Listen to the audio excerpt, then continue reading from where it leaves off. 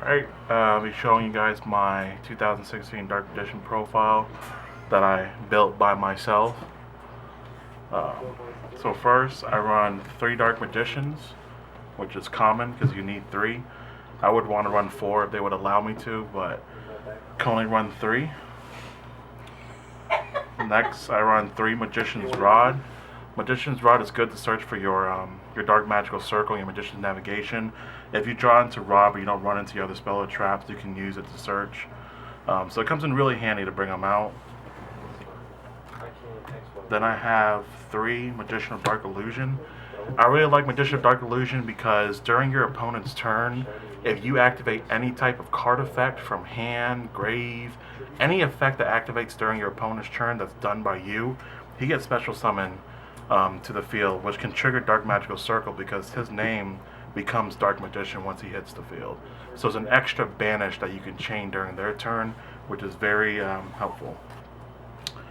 Then I run 2 Elemental Hero Prisma just because I mix this deck with the fusion cards. So I bring out Prisma to reveal Dark Paladin, and then he takes up the name of Dark Magician, which is very helpful going up against Blue Eyes. And also I use them for rank 4 overlays.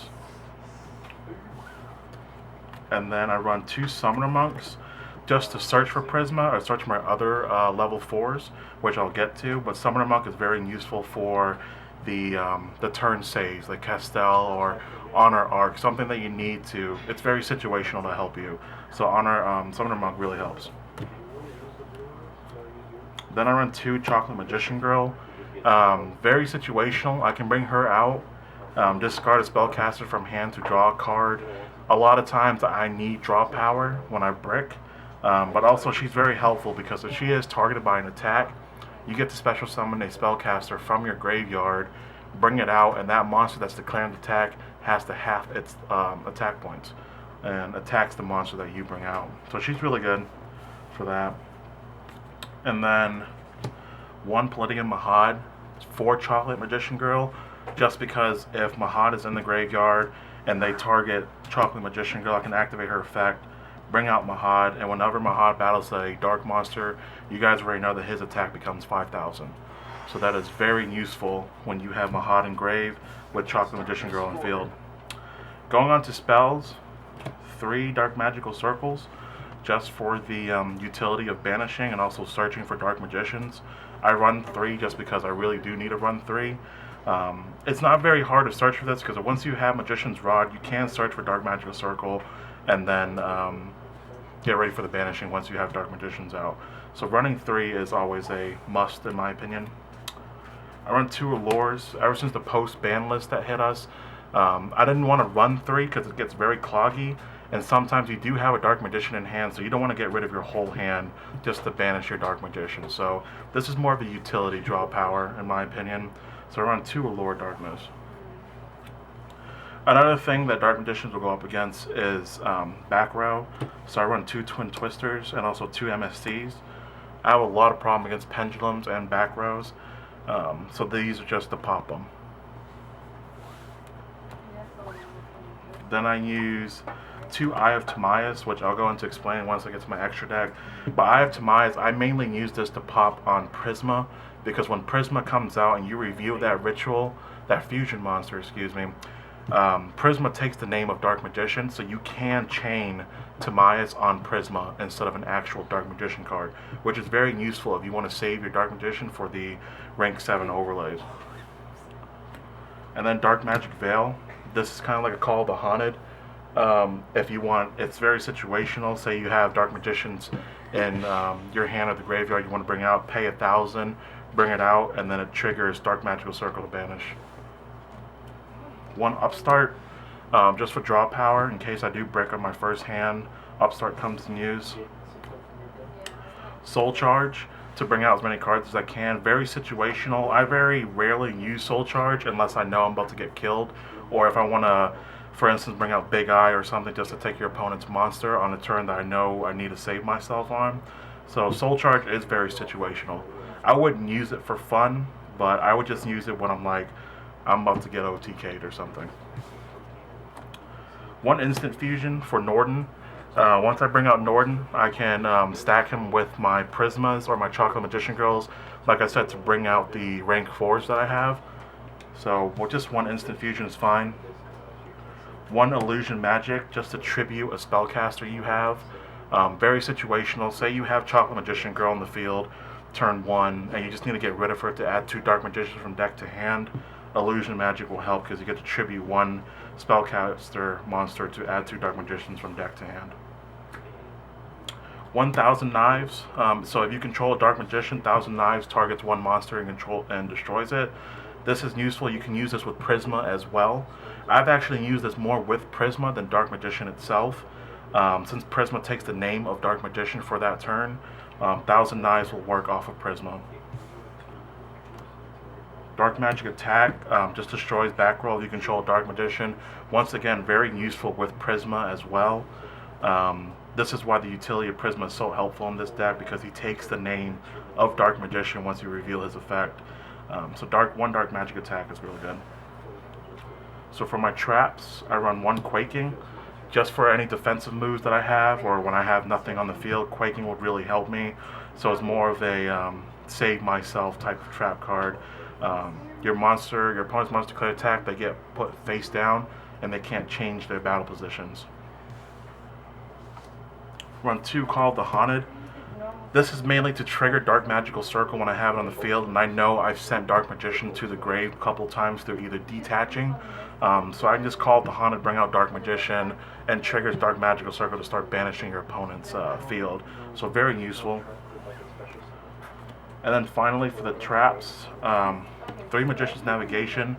This is very useful just because if you have a Dark Magician in hand and you want to get him out without tributing, you can activate Magician's Navigation, special summon him, and also special summon a spellcaster from your deck. Also, how I chain off with Magician's Navigation is if I have, let's say, Magician of Dark Illusions out, and I activate Magician's Navigation. When I activate Magician's Navigation on my opponent's turn, it chains also with Magician of Dark Illusions, because his effect, whenever you activate an effect on your opponent's turn, he gets special summoned onto the field, which also can trigger your Dark Magical Circle as well. So you get 1 special summon from your Dark Magician in hand, another one from your deck, and then also if you have Dark Illusions in your hand, that's 3 special summons in 1 turn just by activating Magician's Navigation. So it's very useful. Going into the extra deck, I run 2 Daigusto Emerald. Daigusto Emerald is very useful. It's rank 4. You can detach 1 to special summon a normal monster from your graveyard. So this comes in use when I have Dark Magician in the grave. Detach, bring out Dark Magician, then once again it triggers Dark Magical Circle if I have that on the field. So Daigusto Emerald is really useful. Next I have 2 Ebon Illusion. Ebon Illusion is actually pretty OP for a Dark Magician deck just because whenever a spellcaster type monster you control declares an attack, it banishes 1 card on the field before the attack goes through. So you can actually go for an OTK with Ebon Illusion. Another thing is with Ebon Illusion, you can detach 1 to special summon a spellcaster from hand or deck. So you can detach 1, bring out a Dark Magician, trigger Dark Magical Circle for the first banish, and then the second banish will go through once you declare an attack. So 2 banishes right there once you have Ebon Illusion out in the field. I run 1 Ebon High Magician. Now I don't really use him that much, just because he's really situational. His effect primarily lets you play quick play spell or trap cards from the hand without setting them by just detaching 1 during either player's turn. So if you're afraid that your opponent might banish or trigger your back row or pop it, if you bring Ebon High out, you can actually play your quick plays from your hand without actually setting them. And also when he dies, he special summons a monster and then destroys 1 card in the field as well, so he's pretty useful. For my ritual, for my fusion monsters, I have Dark Paladin, really good against Blue Eyes, especially because they have a lot of dragon monsters in the grave and on the field, and Dark Paladin does gain 500 attack for each dragon. A lot of people do forget his first effect is he can negate the activation of magic cards. So I kind of forgot that first effect. That's why I kind of just use him for the dragons. But yeah, Dark Paladin is useful. That's why I have Eye of Timaeus to use it on Prisma or Dark Magician to bring out Dark Paladin. 1 Amulet Dragon. Amulet Dragon is useful because I get to banish spell cards from my opponent's grave and my grave, and he gains 100 attack for each. So I kind of usually bring him out during end of round or end of match when I really need to, and then banish all the spell cards for a really high attack OTK.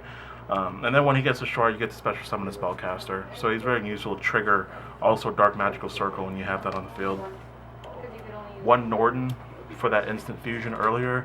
Norden with Chocolate Magician Girl or Prisma can bring out Daigusto Emerald or Silent Honor Arc. So really good to utility. Red Eyes Flare. Kind of bring them out whenever you know your opponent's low on life points and they need to chain off a lot of effects. They pay 500 every time each effect resolves, and this is just 2 rank 7s, so I can just stack my Dark Magicians for Red Eyes Flare, and he cannot be destroyed by card effects, so the only thing they can do is just pretty much either overrun him with the Blue Eyes or just target him with something that returns it back to hand.